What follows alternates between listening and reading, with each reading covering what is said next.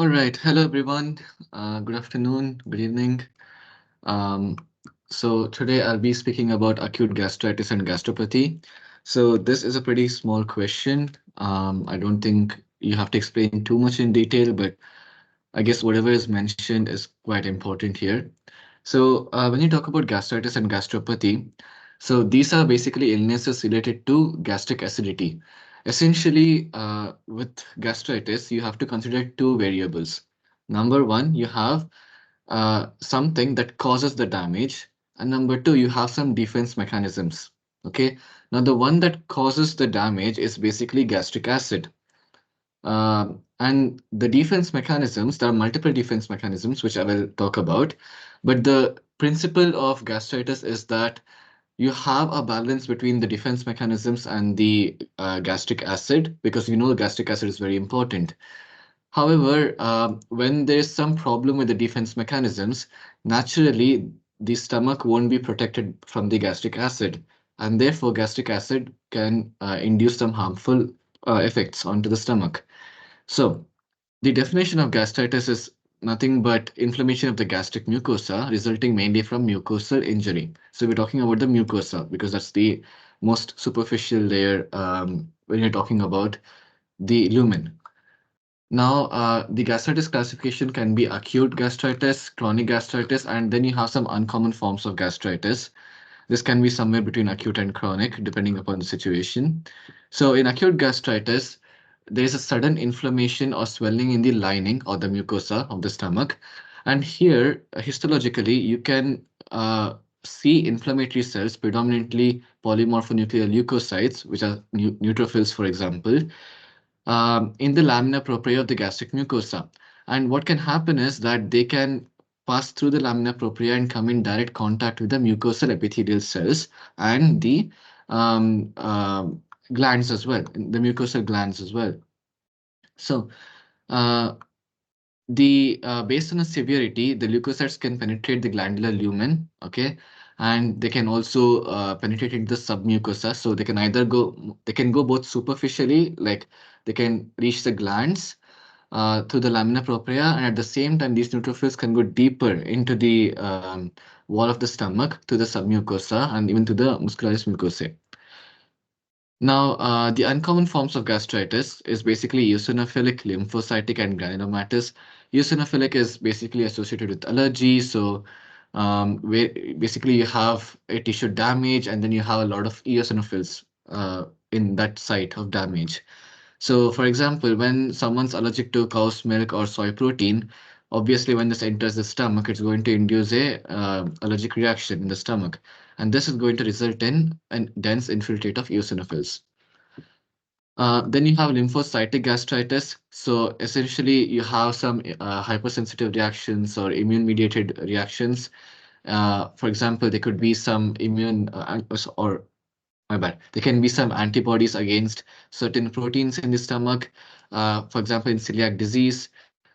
So what can happen is, as a result, there'll be a hypersensitive reaction type 3 or type 4, and maybe even a type 2. And you usually find lymphoid follicles and lymphocytes that are infiltrating the area of the lesion. Next, you have granulomatous gastritis. So here you have granulomas that are being formed, and this is associated with sarcoidosis, tuberculosis, Crohn's disease. And you already know what a granuloma is, right? You need to know the exact structure of a granuloma. It's part of the general information question. So please focus on this. Then you can talk about chronic. In chronic, you mainly have autoimmune gastritis or chronic Helicobacter pylori gastritis. So one of the best ways to understand is that Helicobacter pylori mostly causes chronic and not acute. And again, in chronic, you have got non-atrophic gastritis, atrophic gastritis, and further divisions. That will be covered in it will be covered in another video. Coming to gastropathy. Gastropathy is nothing but um, you have a cell injury and you have the lesion, okay? And there's also regeneration occurring, but the inflammatory cells are absent. In gastritis, you had inflammatory cells, predominantly polymorphonuclear granulocytes, such as neutrophils. But over here, you actually have no inflammatory cells or very few inflammatory cells to the point where you can classify it as a gastropathy instead of a gastritis. But you can also find regeneration along with it. So over here, for example, you can see these spots, right? They're obviously, they look like hemorrhages. They look like they've bled over here as well, all these multiple spots. So here, if you look at it, in many of these areas, maybe this one, these areas, you can see that it looks like the lesion is not too deep, it's more superficial. So when the superficial mucosa gets eroded or when it undergoes erosions, here you can usually find gastropathy occurring. Okay, so there's without a significant inflammation. I can zoom in if you want. So there is no significant inflammation in these areas. Okay, and if they're acute, then it becomes acute erosive gastropathy. And of course, it doesn't mean that the entire stomach will be filled only with erosions. There can also be hemorrhages. There can be deeper ulcerations. That's fine. But predominantly over here, we are finding um, gastropathy as the main diagnosis. Now, the etiology for this can be alcohol, drugs, NSAIDs, etc., which I'll come to it in a moment. Now, again, coming back to acute gastritis. Oops. Coming back to acute gastritis. So you have acidic damage to the stomach mucosa because of the gastric acid. You need to have some defense mechanisms, right? These are the protective factors and defense mechanisms. Number one, you have the mucus secreting foveolar cells, okay? They secrete a thin mucus layer. So, obviously the acid won't touch the bare surface of the mucosa directly. So you have the mucus layer in between that helps in protecting. Then you also have parietal cells and other mucus cells that will secrete bicarbonate as well.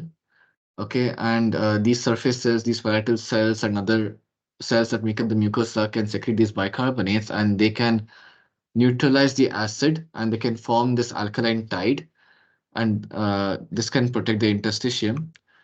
And then you also have normal blood flow. Normal blood flow is important because it can help in washing away the acid that can be leaked through the lamina propria. It also helps in providing um, eh, sufficient nutrition for regeneration of cells.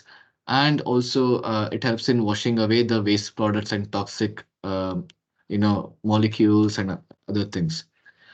Now, the epithelial regeneration usually occurs every 3 to 7 days.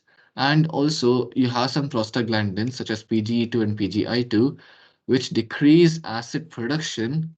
Okay, and there are two functions. They decrease acid production and they stimulate the protective mechanisms as you read over here. For example, increasing the mucus secretion, increasing bicarbonate secretion, establishing normal blood flow, and promoting epithelial regeneration. Now, what happens when these protective factors are not functioning properly? And as a result, the damaging factors, which is the acidic environment and the peptic enzymes, the ones that break down the proteins, are acting on the mucosa. Number one, you can have superficial inflammation. Then it can proceed to erosion, which is a loss of superficial epithelium. Or third, it could lead to an ulcer, where you have a loss of the mucosal layer, a focal loss. Now, the risk factors could be anything that it would interfere with the balance of defense mechanisms and the acid secretion. So, for example, you could have severe burns, right? Severe burns can cause hypovolemia, therefore decrease blood flow. This can cause ischemic damage and reduce inflammation of leaked acids. Number two, shock, which is similar to causing hypovolemia. And also, shock can cause multiple stress ulcers. Now, what are stress ulcers? Well, and what is curling ulcer over here? I'll come to that soon. But just understand this for the time being. You have curling ulcer here, you have stress ulcers here.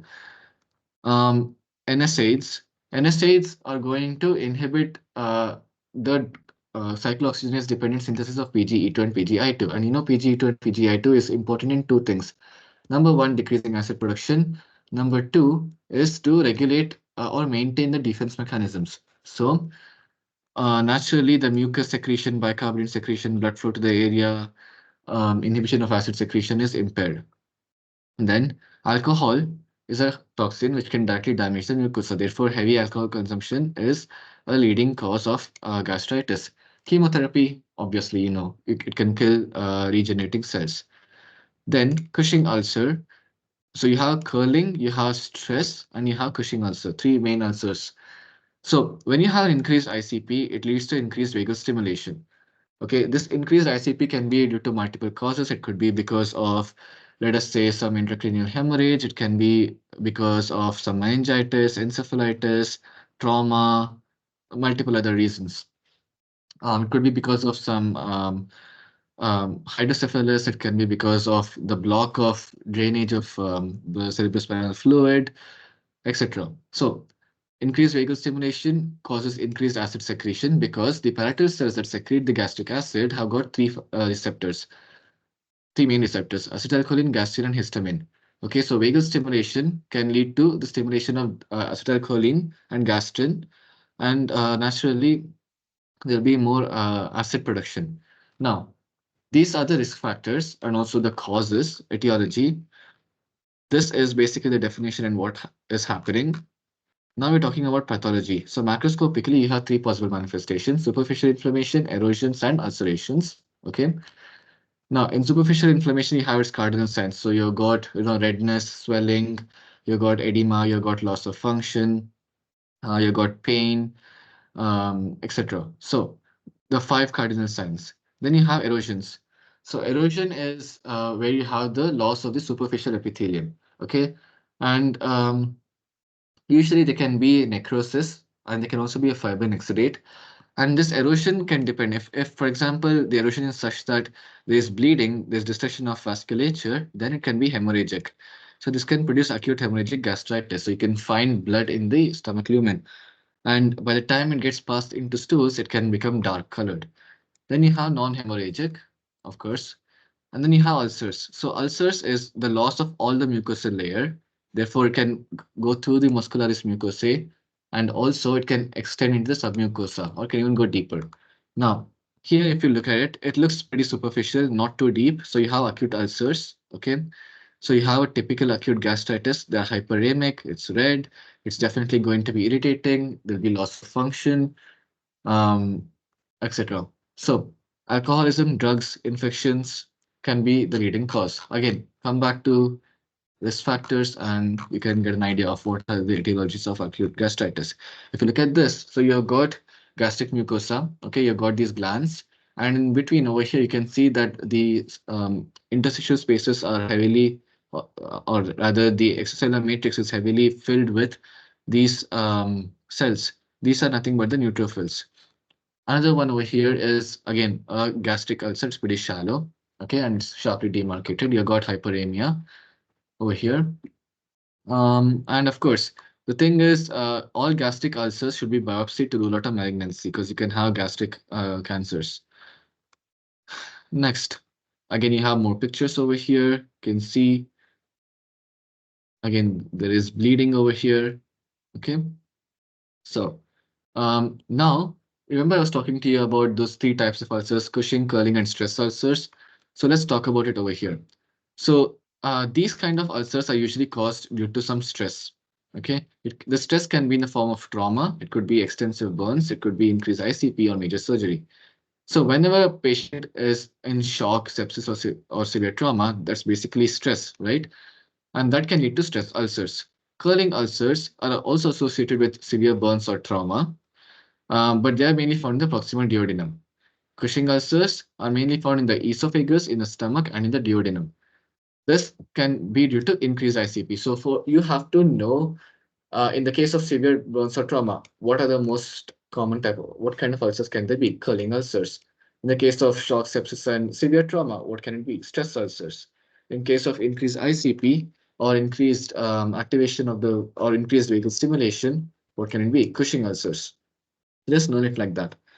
Now, there can also be another cause of stress. So what can happen is there can be a stress-induced splanchnic vasoconstriction, and this will impair acid clearing, and it will obviously cause local ischemia to the GIT system, right? So essentially, what's happening is that whenever there's a stress, let's say that there's a shock, for example, there can be systemic hypertension. uh, when this situation is occurring, there is a reflex, and this is called as a splanchnic reflex, I believe. And what happens is there's a splanchnic vasoconstriction that occurs. So this is in order to push the blood to the surrounding organs because there's hypertension in the system.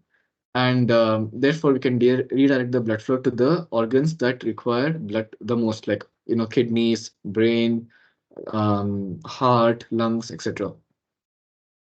So when they're persistent ischemia will cause ulcerations. Microscopically, like I mentioned already, there's presence of neutrophils. Okay, there can also be a foveolar cell hyperplasia, because remember that foveolar cells are secreting the mucus, and what can happen is they are asked to secrete more and more mucus, maybe because of increased gastrin production, and also because the defense mechanisms have to get accommodating to the increased stress from the acids. So that's that. Now, clinically, hematemesis, because obviously if there's buildup of blood in the stomach, there could be a chance of vomiting. Melena, like I mentioned, there'll be dark stools if there's blood in the stomach. Okay.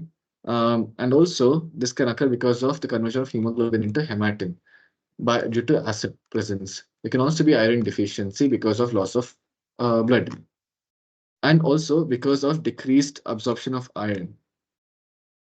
Next, we come to gastropathies. So gastropathy, of course, I'd already mentioned to you what gastropathy is basically. You have got inflammation, but it's without inflammatory cells. There's also regeneration that's occurring. But the main point over here is that there is no inflammatory cells as such. Now, hypertrophic gastropathy. So this is an uncommon disease. What you have over here is, um, yeah, over here you can see that these are the rugal folds, right? So you've got extremely edematous, tortuous, large gastric mucosal folds. And this is mainly found in the body and the fundus. Okay. So here you have got not much inflammation or without inflammation. So there's no inflammatory cells. And instead, you have epithelial hyperplasia.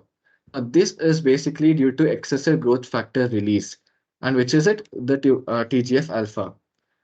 Now, under hypertrophic gastropathy, you got Menetrier disease and you have got Zollinger-Ellison syndrome. Okay. Now, in Menetrier disease, the TGF alpha will cause diffuse hyperplasia of the foveolar epithelium. At the same time, this is a protein-losing enteropathy, and therefore there'll be hyperproteinemia and can result in edema as well. Okay, so you have got enlarged rugal folds. The fundus, sorry, the antrum is spared, but the body and the fundus are commonly going to get affected. Now, again, you have foveolar mucus cell hyperplasia. Okay, why? Because of TGF alpha, and also you'll have edema because of hyperproteinemia. Now, um, Zollinger-Ellison syndrome. So Zollinger-Ellison syndrome is basically caused when there's excess secretion of gastrin. Now, why is gastrin being excessively secreted? Because there are some malignant tumors which are going to be found often in the pancreas or in the small intestine, and which secrete gastrin. So these tumors are malignant, they secrete a lot of gastrin, and this excess amount of gastrin will promote in causing hyperacidity. Now, in 75% of the cases, it's sporadic. In 25% of the cases, it's part of multiple endocrine neoplasia type 1. So the pathology over here is, again, you have enlarged local folds, you have increased acid secretion and multiple ulcers. Now, over here, you're going to have parietal cell hyperplasia due to increased gastrin secretion. So over here, you had foveolar mucus cell hyperplasia, okay? And this is mainly due to TGF alpha. But over here, due to excess secretion of gastrin, you have a parietal cell hyperplasia because parietal cells are going to be stimulated by gastrin, okay? Um, all right, so this is just a triad of the Zollinger-Ellison syndrome. So you have pancreatic or duodenal tumors, which will secrete gastrin, which will cause the parietal cells to secrete excessively, which will cause parietal cell hyperplasia. And also, because of the excess acid production, you're going to have peptic ulcers and proximal duodenal ulcers. This is an example of some ulcerations. So that's pretty much it for this question. Um, if there's any other questions or if there's anything extra that you would like to learn, you can always visit Pathology Outlines. That's a very good website to get a very good holistic view on any of these topics. So yeah, all the best for your exams.